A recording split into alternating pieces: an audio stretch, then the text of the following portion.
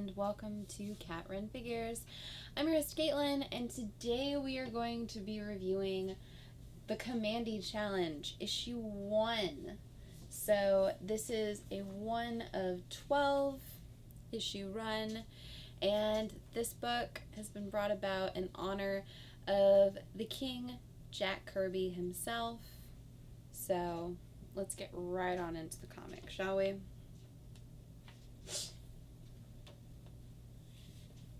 We start in and we find out that a young boy, Kamandi, has overslept and he's missed the bus to school. And he's freaking out, stating that he has to study for a history test. He has all these different things that he'd wished to get done before school, and his grandmother informs him that it's fine. I'm sure they won't start the day without him. Really? They won't start the day of school without you? Anywho, he's running through school and you get to see him interacting with a number of different people, including Mr. Kirby himself. Yes, they included Jack Kirby in as a little side character. I believe he supposedly runs the grocery store, produce store, whatever, but very excited that he's been included in this. Continuing on, he runs through the town and we get to see a police officer who stops him at a red light, stating that he can't just run through to school. It doesn't matter if he's late or that he's the last boy on Earth. His safety is important and he can't just run through red lights. So, last boy on Earth, looks like Kamandi. Jack Kirby knows him. Oh my gosh! Something seems to break through the sky. And it crumbles apart, and we get to see there is an alarm that sounded, and they're saying the perimeter has been breached. The boy must be protected at all costs. Every defense protocol is now in effect. So, amazingness. So, a number of these individuals throughout the town are being attacked by different beasts, different animals. Right now, it's mostly rat-like creatures. And the different individuals are all screaming for Kamandi to run. He has to run to his grandmother's house. There he will find safety. It's going to be fine. Jack Kirby actually saves him from one of the rodent creatures, and we get to see his face get torn off. And it's a robot. Yes. He was living with a town full of robots, and he was the last boy there. So he survives through all of this just craziness and all of the panic in that town. And he finally makes it to Grandma's house. And she brings him inside, she cleans him up, and she's saying he doesn't know what's going on. All this craziness that's happening, they just came from nowhere and they were after him. And his grandmother states that she hoped this day would never come, but she has trained him to be ready for it. She opens up a portal and tells him that he is to go to the other side, find his parents, and save the universe. Save the world. Then we get to see a number of the creatures actually come to try to take him, and Robo Grandma ain't having it.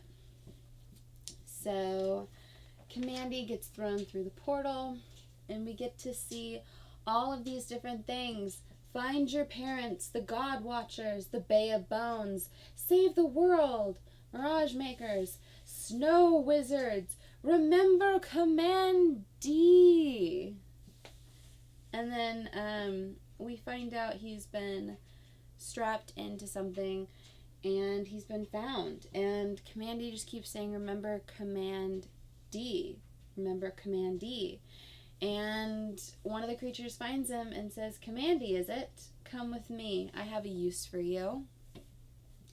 So he gets taken by the tigers, and he doesn't understand what's going on. Well, he's a human, so he doesn't really have the right to speak or to do anything of his own accord. He's considered an animal in their eyes, and they decide that he's going to be offered up and he's going to be slaughtered in the ring against Tiny.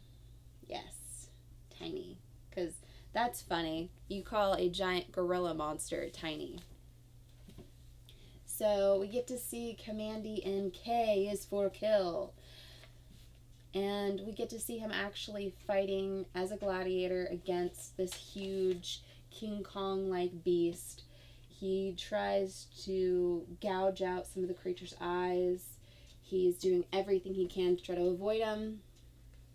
The prince is Prince Tufton is kind of a little interested with how this creature moves and the fact that he can actually outwit and survive against his champion, his undefeated champion, and he doesn't understand it. All of the people seem to really like him. Well, the prince orders that he be taken in and observed by the main doctor. And he's asking, why can it speak? Does it have knowledge? And they're wondering, why does he have books? Is he just repeating things he's heard? Can he actually understand?